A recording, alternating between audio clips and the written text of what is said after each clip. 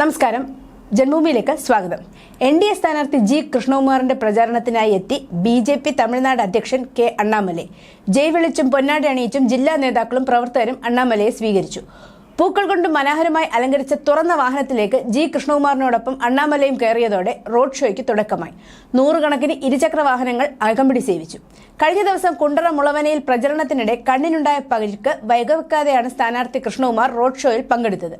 പരിക്കല്ല, പ്രചാരണമാണ് പ്രധാനമെന്ന് കൃഷ്ണകുമാർ പറഞ്ഞു. പരിക്ക് അവഗണിച്ചെത്തിയ സ്ഥാനാർത്ഥിയെ അണ്ണാമലൈ അഭിനന്ദിച്ചു. പലയിടത്തും തിരക്ക് നിയന്ത്രിക്കാൻ പോലീസ് ഉദ്യോഗസ്ഥർ പാടുപെട്ടു.